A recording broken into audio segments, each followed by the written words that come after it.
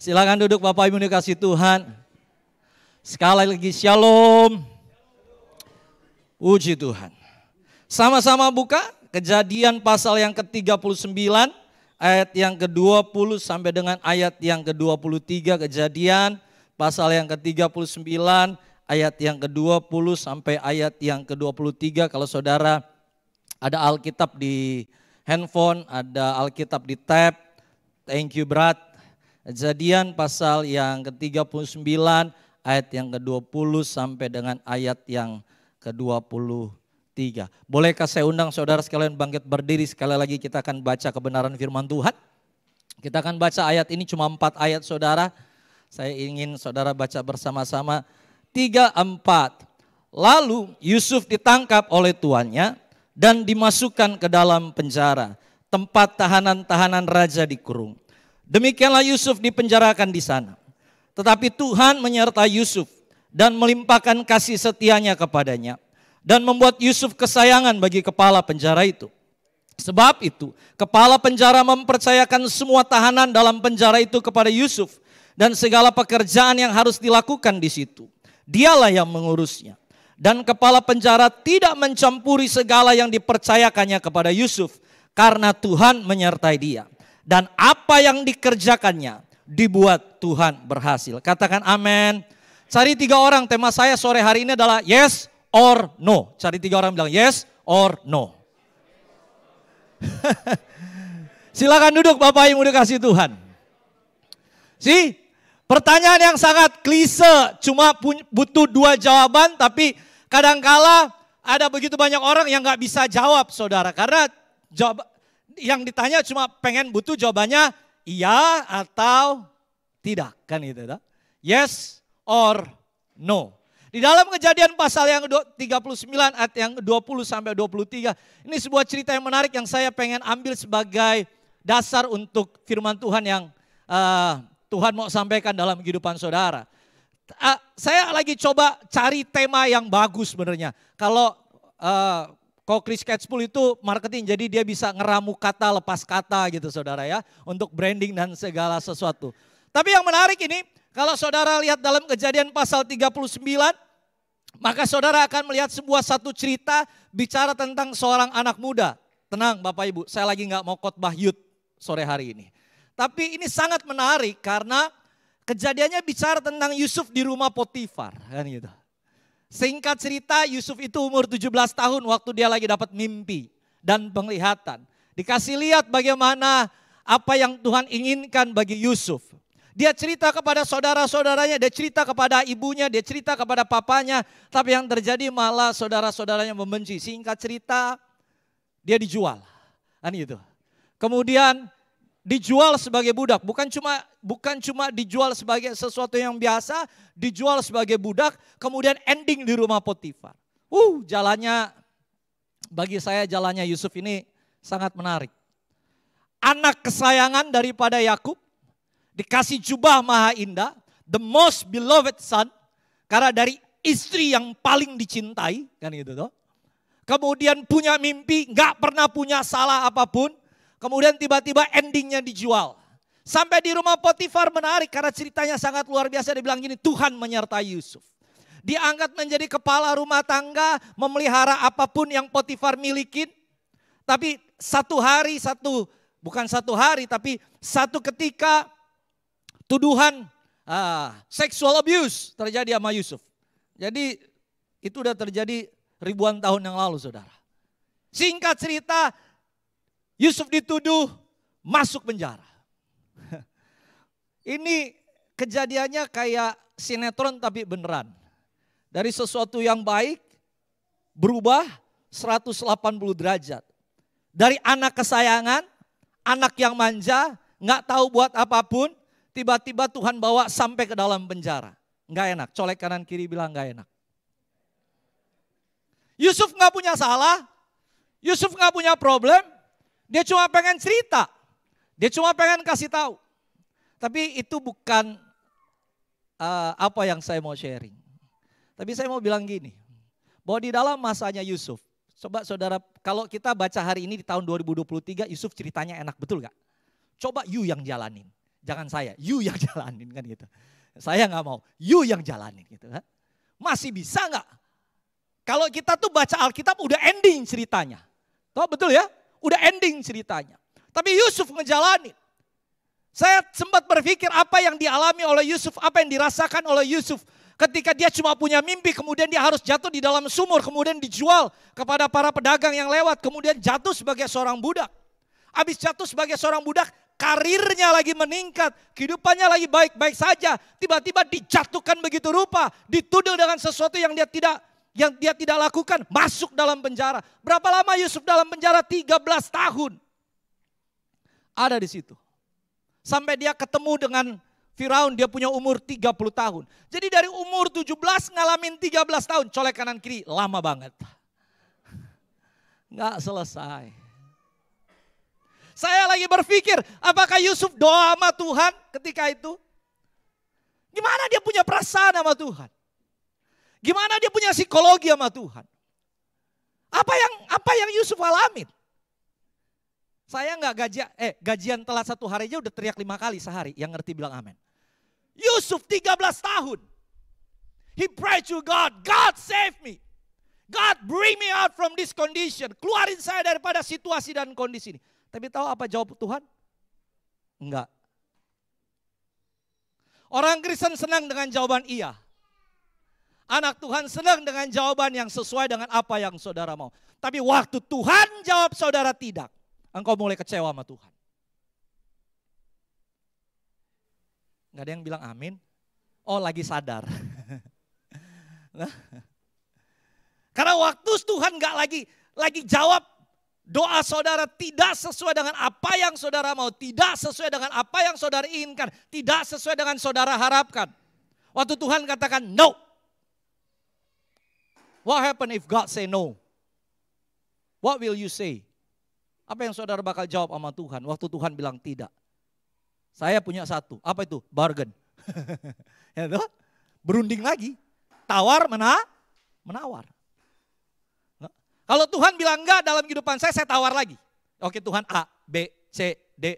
Di Australia enggak ada, di Tanah Abang banyak, yang ngerti bilang amin. Jadi kalau di Australia enggak bisa tuh tawar menawar tuh, ya toh. Harga price is price. Tapi kalau di pasar Tanah Abang dapat harga sekian, kita banting dengan harga yang paling murah, paling endingnya kita bilang gini, oke lah Ci atau udah ya toh berapa you punya untung, saya pun dapat untung, you nggak rugi, saya nggak rugi, kita deal kan gitu. Sama Tuhan kadang-kala anak-anak Tuhan di dalam situasi dan kondisinya, what if God say no? Apa jawab saudara? Bagaimana reaksi kita? Hari ini makanya ketika Tuhan katakan tidak dalam kehidupanmu. Ketika Tuhan bilang enggak atas permohonan saudara. Sama-sama hari ini belajar sebagai anak Tuhan. Anak itu memiliki privilege untuk minta sama bapaknya. Tapi di satu sisi bapaknya juga punya hak untuk menjawab. Bagaimana kalau Tuhan katakan tidak dalam kehidupan saudara? Makanya saya catat di sini. Di endingnya di Kejadian pasal 50 ayat 20 Tuhan bilang begini. Alkitab bilang gini, memang kamu telah mereka-rekakan yang jahat terhadap aku. Tetapi Allah telah mereka-rekakannya untuk kebaikan dengan maksud melakukan seperti yang terjadi sekarang ini. Yakni memelihara suatu bangsa yang besar. Di dalam NIV terjemahannya, you intended to harm me, dia bilang gitu. But God intended it for good. Ya kita bisa ngomong itu kalau udah di ending. Tapi kalau lagi dalam proses, lagi dalam situasi, lagi kondisi sekarang ini, apa jawaban saudara ketika Tuhan bilang tidak? Izinkan saya sharing 3 hal. Yang pertama, kalau Tuhan bilang enggak dalam kehidupanmu, bilang kanan kiri, God is better. Bilang kanan kiri, bilang God is better. Katakan amin. Halo? Ini lagu pujian kita dari awal sampai dengan firman Tuhan bicara tentang bagaimana kebaikan Tuhan. Kalau saudara bisa ngerti bahwa rancangan Tuhan itu better dalam kehidupan. Loh, Efraim kenapa kalau Tuhan bilang enggak? Karena kadang-kala begitu banyak orang menolak jawabannya Tuhan. No? Kalau perlu saya tengking itu. Waktu Tuhan, kadang-kala Tuhan udah jawab kita bilang gini, saya butuh konfirmasi kedua. saya butuh konfirmasi ketiga. Enggak, saya butuh benar-benar suaranya kedengaran. Enggak, Tuhan udah jawab enggak. Gitu. Pak, Bu, kalau ada hari ini keinginan saudara, terus Tuhan lagi jawab enggak, saya mau konfirmasi untuk yang kesekian kalinya. Benar Tuhan lagi jawab enggak dalam kehidupan saudara. Benar itu. Ya, benar. Tapi waktu Tuhan jawab enggak bukan berarti itu buruk dalam kehidupan saudara. Waktu Tuhan jawab enggak bukan berarti itu enggak baik dalam kehidupan. Saya lagi berpikir bagaimana seorang Yusuf bisa belajar tata negara. Hukum pemerintahan. Kan gitu toh, anak umur 17 tahun nih. Tiba-tiba dia angkat jadi Perdana Menteri oleh Firaun. Waktu umur 30 tahun, kemudian dia punya intelijensia yang luar biasa. Oh, saya bilang gini, sekolah yang terbaik adalah sekolah dalam penjaranya Yusuf. Karena kalau saudara baca, Yusuf itu ditahan di mana? Di tempat tahanan para raja. Itu tempat tahanan eksklusif itu. Yang ngerti bilang amin. Kan itu. Jadi Tuhan tempatkan Yusuf bukan cuma sembarangan. Dia punya plan, dia punya rencana, dia punya kehendak. Tapi kadangkala kita nggak ngerti. Saya kalau ngelihat, wah ini dalam kehidupan kita waktu Tuhan bilang enggak, apa yang kita mesti buat? Yang pertama, God is better. His plan is better than you. Katakan amin. Kayaknya sakit hati sama saya hari ini tuh ya. Nggak ada yang mau bilang amin. Kenapa? Karena jawabannya enggak. Karena waktu enggak, ingat God is better. His plan is better for you. His way is better than you. Oke, not you dah. Buat saya lah. Saya sangat percaya bahwa rencananya itu lebih baik daripada rencana saya. Saya percaya bahwa jalannya itu lebih baik daripada saya. Walaupun saya nggak ngerti. Walaupun saya nggak tahu. Walaupun saya nggak ngerti bagaimana mulainya, bagaimana endingnya. Makanya saya sangat bersyukur Allah yang kita sembah adalah Alfa dan Omega. Awal,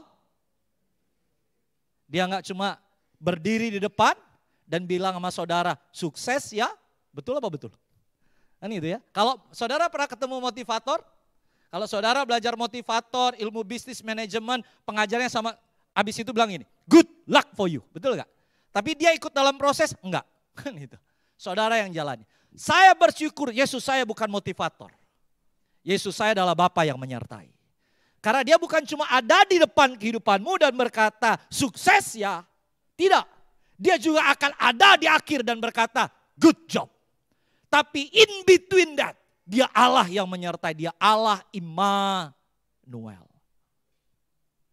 Dia Allah yang menyertai. Saya bersyukur itu. That's why I believe that God is better. Stop anak-anak Tuhan, stop komplain sama Tuhan atas sesuatu yang saudara tidak terima. Pak, Bu, izinkan saya dari mimbar ini. Stop. Bilang sama Tuhan, Tuhan saya kecewa. Ada begitu banyak orang senang tinggal di masa lalu. Enggak pernah move on. Saudara tahu bahasa move on? Move and on. Sama-sama bilang move on. Iya, kan anak muda bilang, move on dong, betul gak? Banyak orang gak move on, cuma geser, yang ngerti bilang amin. Nah, paham ya? Nah, kalau move on itu move on, gitu. Pergi, nah, pindah. Kalau dari sini ke sini itu gak move on, geser, kan gitu. Banyak anak-anak Tuhan gak bisa move on akan masa lalunya. Senang, ada orang bilang gini, aduh, saya emang gak hidup di masa lalu. Kagak hidup di masa lalu. Anda cuma ngadem di masa lalu. Betul gak? Makanya dalam kehidupan saudara ada kata seandainya, sekiranya mungkin, jikalau, andai kata. Aduh, kalau saya dapat pekerjaan ini mungkin sesuatu pasti bisa lebih baik. Aduh, kalau saya dapat rumah di sini mungkin keadaannya bisa berubah. Aduh, kalau saya dapat pekerjaan kemarin, situasi ekonomi baik-baik aja. Enggak, percaya deh. Apa yang engkau miliki hari ini, itu karena Tuhan tetapkan, rancangkan yang terbaik dalam kehidupan saudara. Bukan tentang yang lain. It's because He is good. And He has a better plan for you. Dia punya rencana yang lebih baik dalam kehidupan saudara. Karena begitu banyak orang, aduh gak bisa lepas. Boleh gak saya minta sedikit, saudara noleh sedikit ke belakang, bilang bye-bye gitu. 3, 4. Bisa? Bisa? Noleh dikit ke belakang bilang bye-bye gitu. Masa lalumu bilang goodbye. Stop. Hidup di masa lalu dengan kekecewaan akan apa yang Tuhan tidak kasih dalam kehidupan saudara.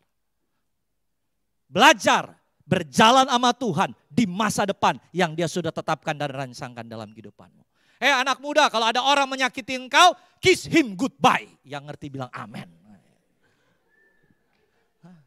Seneng ya kalau ada orang yang nyakitin, kiss him goodbye. Bye-bye kan gitu.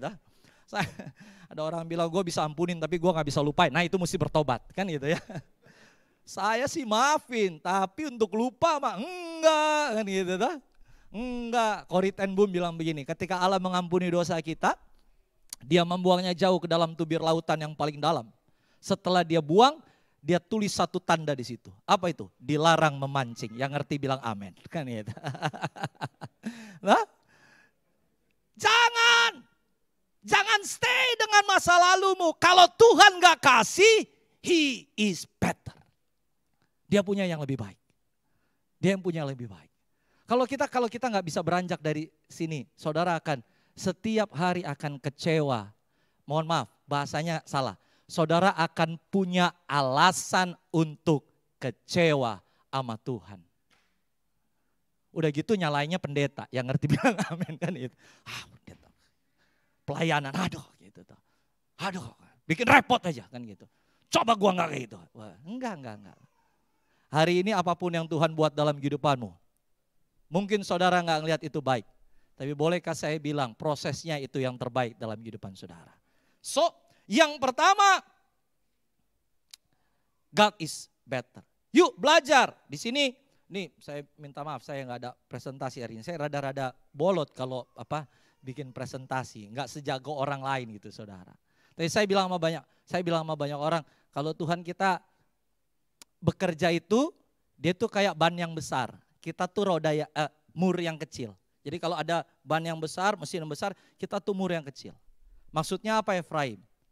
Kalau you gak mau ikut, dia akan tetap berjalan. Dia akan tetap bekerja. Yang bisa ngerti bilang amin. Saya memutuskan bukan untuk resisten sama Tuhan. Saya memutuskan untuk ikut apa yang dia mau. Kenapa? Karena kalau saya diem, dia akan tetap bekerja. Rancangannya akan tetap. Wow, ada orang bilang, enggak gue mau ngambek sama Tuhan. Emang siapa lu? Hah? Saudara sudah siapa? Bisa ciptaan langit dan bumi? Enggak kan? Enggak. Masa saya bilang, ada orang bilang, oh saya kecewa sama Tuhan, kecewa aja. Saya mau mundur dari Tuhan, mundur aja. Saya kalau jadi pendeta dablek juga kan. Orang bilang, bubar jemaat lu F kan gitu. Enggak, saya cuma mau kasih tahu. Nih kadangkala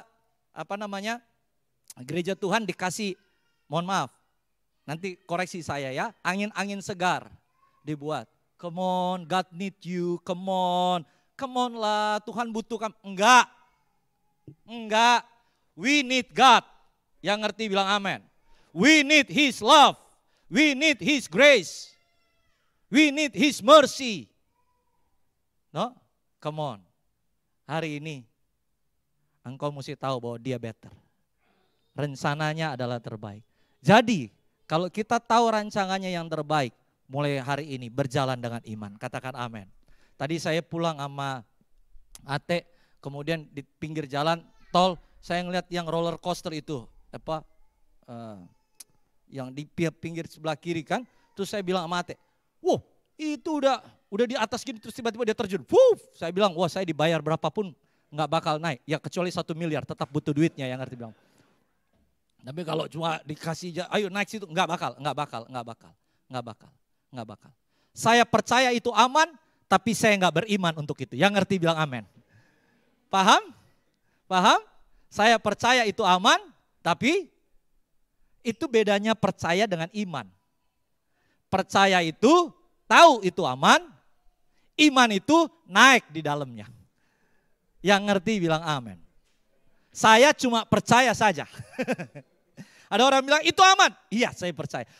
Percaya aman. Iya percaya. Naik. Enggak. Enggak. No way. Kan itu. No way. Daripada saya di atas terus tiba-tiba itu terjadi sesuatu yang tidak diinginkan dan segala sesuatu. Maksudnya muntah-muntah kan enggak mau saya. Masuk lagi di foto kemudian lagi teriak-teriak. Enggak. Saya percaya itu aman. Tapi sorry to say. Saya enggak beriman untuk itu. Banyak anak-anak Tuhan cuma percaya rancangannya tapi tidak pernah berjalan dalam imannya. Hari ini, if you know that his way is better. Do with God. Walk with God. Jalan dengan apa? Iman. Iman itu melangkah dulu. Petrus itu nggak bilang begini sama Tuhan. Hey, kalau itu engkau Tuhan, izinkan aku berjalan di atas air menghampiri engkau. Yesus bilang sama Petrus, come on, mari datang. Petrus jawab, cuma bercanda. Just kidding. Gitu. Enggak. He jump off the boat. No, dia buktikan. No, that is faith. Ini kalau kita ada alat pengukur iman di sini, bahaya nih, ya toh? Ibadah hari Minggu, kurang iman.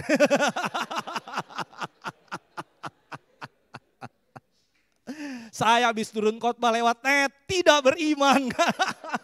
Waduh, berdosa. Ya enggak? Come on.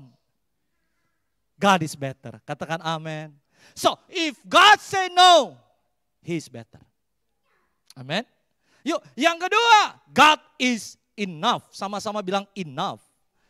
2 Korintus 12 ayat yang ke-9 berkata, tetapi jawab Tuhan kepadaku, sama-sama bilang, cukuplah kasih karuniaku bagimu, sebab justru dalam kelemahanlah kuasaku menjadi sempurna. Sebab itu terlebih suka aku bermegah atas kelemahanku, supaya kuasa Kristus turun menaungi aku. Boleh jangan ditutup sebentar. Firman Tuhan begini, cukuplah kasih karuniaku bagimu. Ini Rasul Paulus, Pak. Ya, dia firman Tuhan katakan diuji sama setan, digodok. 3 kali aku berseru sama Tuhan. Enggak main-main, 3 kali, Pak. 3 kali. Paulus itu sapu tangannya bisa sembuhin orang sakit. Saudara bisa bayangin? Tuh, zaman sekarang itu laku itu, ya toh? Sapu tangan Paulus. Ada orang sakit, taruh sapu tangan. Selesai, sembuh.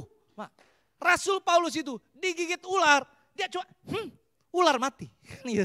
Saudara bisa bayangkan how powerful he is? Saudara bisa bayangkan hampir 1/3 daripada perjanjian baru ditulis oleh Rasul ini. Tapi when he pray to God, God say no. Oh, kalau saya kecewa luar biasa. Saya bilang, oh no, stop pelayanan. Stop. Ini kan kayak orang kalau di rumah sakit kan. Ini kalau orang di rumah sakit itu paling gampang melayani. Tuh, apalagi kalau nafas sudah setengah-setengah. Pak, mau melayani Tuhan? Gitu kan. Mau cinta Tuhan sungguh-sungguh? Mau. Tuh kalau saya bilang, udah sisa baru mau kasih Tuhan. Yang ngerti bilang amin. No?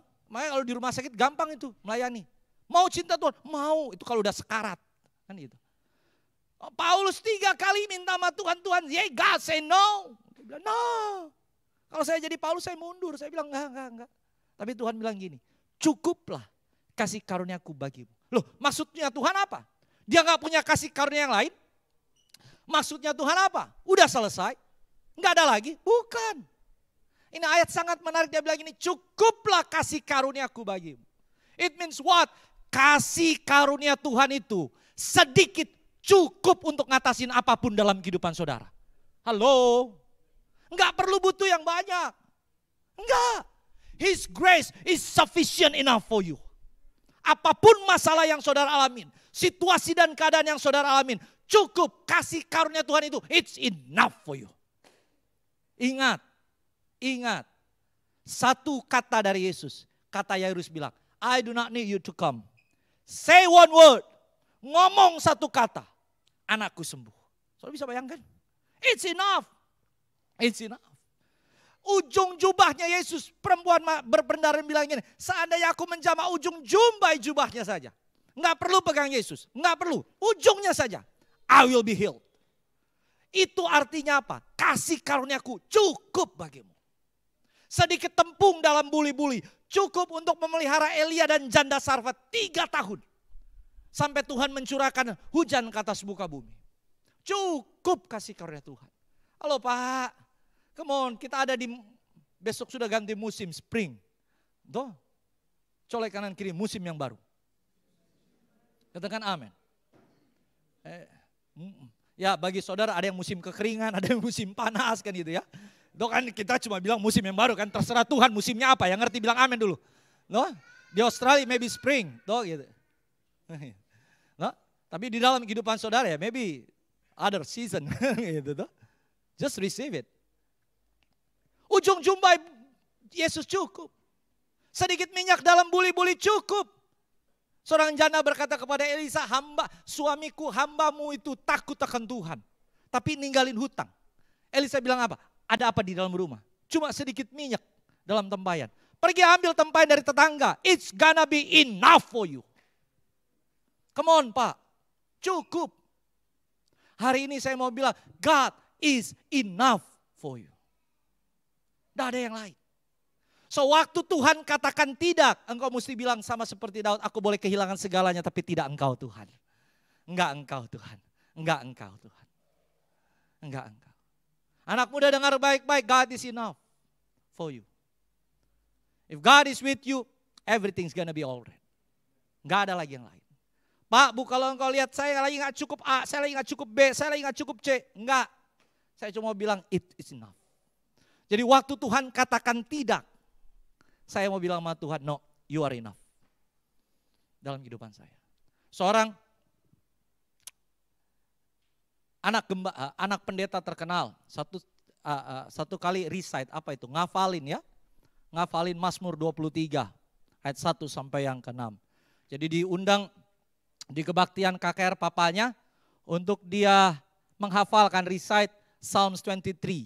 Tuhan adalah gembalaku, takkan kekurangan aku. Jadi dia bilang, nanti sebelum Papa khotbah, kamu tampil di depan, kamu bacain Mazmur pasal 23. Dia sudah hafal itu Mazmur 23 1 minggu. Oh, God is my shepherd, Tuhan adalah gembalaku, takkan kekurangan aku. Pada hari H, akhirnya di depan banyak orang, si anak dipanggil. Dia bilang gini, oke mari kita dengarkan saat ini recite Psalms 23. Kita baca Mazmur pasal 23. Si anak maju ke depan, masih kecil, umur 9 tahun. Di depan banyak orang dia bilang gini, God is my shepherd. Habis itu lupa dia. Hilang, blank, puff. Karena di depan banyak orang kan, hilang dia, demam panggung. Try yang pertama, yang kedua dia coba lagi. Wah ini mesti inget deh. Papanya berdiri pinggir podium, ayo nak, come on, you can do it. Dia coba yang kedua kali. Dia bilang, God is my shepherd. And then he forgot. Blank saudara. Kedua kali. 3 kali dia coba, Tuhan adalah gembalaku. Dia gak bisa ingat ayat berikutnya. Dia gak bisa ingat kata berikutnya. Oh semua orang udah mulai berbisik, semua orang udah mulai riuh, semua orang gimana sih Mazmur 23 aja apal pun tidak. Kan itu. Itu kalau kata orang Protestan itu, aduh kalau nggak bisa nyanyi laguku berbahagia belum jadi Kristen. Itu kalau kata orang gemis. Itu saudara. Nah, gimana sih Mazmur 23 hafal aja enggak? Dia coba untuk yang terakhir kali. Si anak umur 9 tahun dia berdiri depan banyak orang dia bilang gini. God is my shepherd. Dia lupa. Dia tutup dia bilang gini. It's enough. Dia turun. Yang ngerti bilang amin. Dia bilang apa? Tuhan adalah gembalaku. Itu cukup bagiku. If God is your shepherd, dan kalau jemaat di tempat ini GPD Brisbane tahun 2023, engkau beriman Tuhan adalah gembalamu, it's enough for you. Nothing else. Gak ada lagi yang lain. Colek kanan kiri bilang, yes he is. Katakan amin. Yang terakhir dari saya. Yang pertama makanya saya tadi bilang, kalau Tuhan bilang enggak, he is better. Yang kedua, God is enough. Yang ketiga bilang kanan kiri, God is bigger. Katakan amin. Sama-sama buka Efesus pasal yang ketiga ayat yang ke-20. Alkitab berkata, bagi dialah yang dapat melakukan jauh lebih banyak daripada yang kita doakan atau pikirkan. Seperti yang ternyata dari kuasanya yang bekerja di dalam kita. If God say no to your prayer, kalau Tuhan bilang enggak atas doamu, kalau Tuhan bilang enggak atas keinginanmu, kalau Tuhan bilang enggak atas rencanamu, He is bigger. He is bigger than us. Dia lebih besar dari kita, Pak. Ada orang kadang-kala coba membandingkan apa sumber daya yang dia miliki dengan Tuhan. Makanya banyak orang suka ngandalin kekuatannya sendiri. Kenapa? Karena masih pikir dia jauh lebih besar dari Tuhan. Betul apa betul? Ya, banyak orang. Karena saya mampu, saya bisa, saya sanggup. Kalau sama Tuhan jangan bilang gitu, udah nyerah aja. Yang ngerti bilang amin. Udah. Tuh.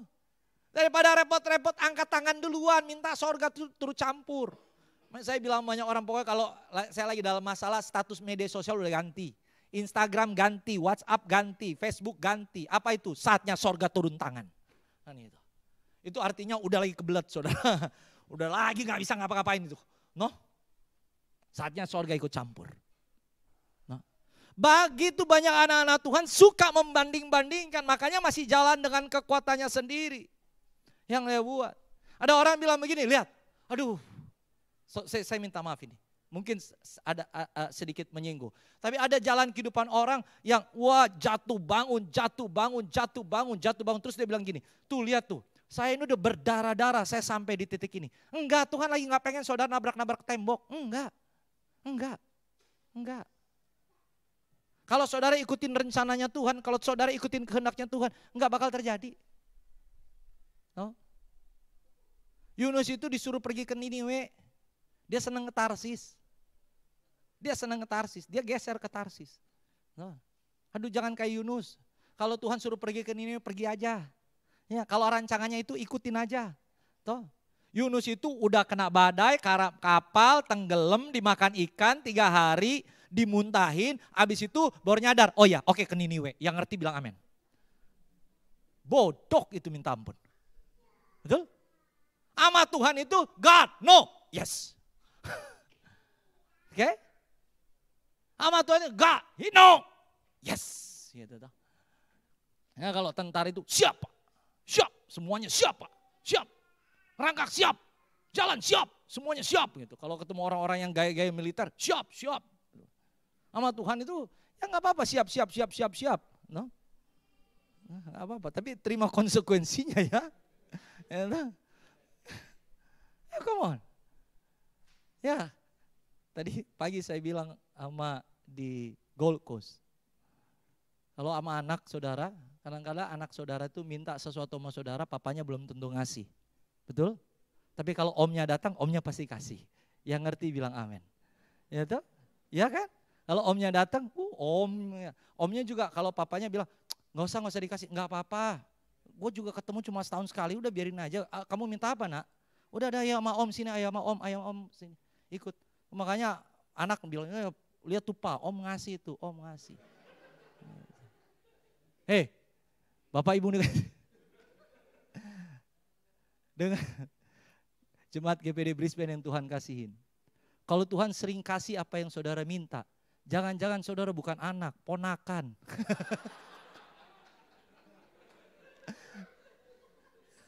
Yang ngerti bilang amin. Ya toh. Ingat, kadang kalah. Enggak apa-apa Tuhan bilang enggak. Kenapa? He's bigger than us. Sumber daya yang kau miliki hari ini. Saya sering bilang, lihat ke sorga apa yang kau miliki. Bapamu di sorga pelihara. Kalau anak minta roti enggak bakal dia kasih ular atau batu. Dia pasti sediakan apa yang engkau butuhkan dan perlukan. Menurut kekayaan dan kemuliaan di dalam Yesus Kristus Tuhan. Come on Pak. He's bigger than us. And He's bigger than our problems. Katakan amin. Sebesar apapun masalahmu. Daud ketemu Goliat berkata, engkau mendatangi aku dengan pedang dan lembing. Tapi aku mendatangi engkau dengan nama Tuhan semesta alam. Daud tahu dengan jelas. That He's God. Allahnya dia. Jauh lebih besar daripada Goliat yang ada di hadapannya.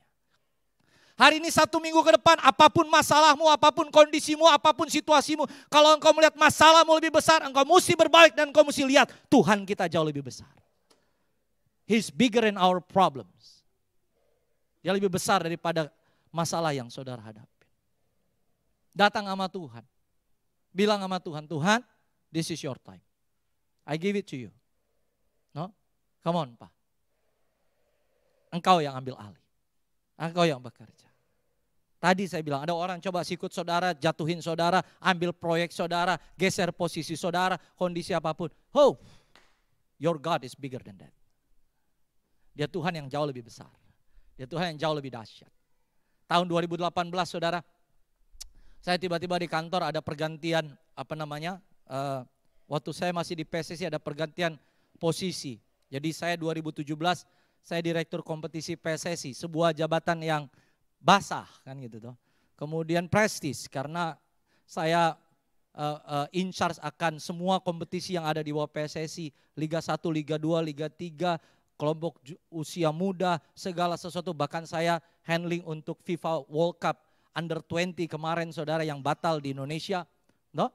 Itu waktu itu 2017, saya salah satu officer yang ada, saya direktur kompetisi. Tapi di awal tahun 2018 tiba-tiba saya punya ketua umum datang sama saya bilang gini, ketemu di lobby di lift, saya mau pulang, dia bilang gini, F boleh ketemu Bapak bentar? Ya Pak. Oke, saya duduk terus dia bilang gini, besok ganti ya, dia bilang gitu. Siapa? Nggak lagi direkom ya? Siapa? Izin Pak, saya posisi apa? Nggak usah ada posisi, langsung aja sama saya. Kan gitu. Oh iya ya Pak. Dipecat dari posisi tanpa ada pemberitahuan, tanpa ada salat, tanpa ada apapun. Oh ngambek sama Tuhan 3 bulan Pak. Aduh, ya, orang WA sama saya. F, ada masalah kah? Dia bilang gitu. F, masih di PSSI kah? Masih, saya bilang. Sekarang nanganin apa? Enggak saya. Enggak nanganin apapun, saya bilang gitu. Nih gimana, kenapa diganti segala sesuatu? Sama Tuhan malu juga Pak. Gitu. Karena 34 provinsi nanganin, biasa pergi kanan, pergi kiri, malu juga. Dia buat. Oh ngambek luar biasa. Bulan November, terjadi sebuah peristiwa yang gak enak. Itu ada muncul di TV nasional, namanya PSSI Bisa Apa Jilid 1. Mata Najwa saudara. Buka boroknya PSSI. Permainan wasit di dalamnya, suap menyuap ada di dalamnya, segala sesuatu di. Saya lagi di mobil pulang, tiba-tiba mantan manajer rekan saya, kerja saya, WA saya, dia bilang gini, bos udah di jalan kah? Udah, nggak lihat Mata Najwa, kenapa? Saya bilang gitu. Itu lagi heboh, dia bilang gitu.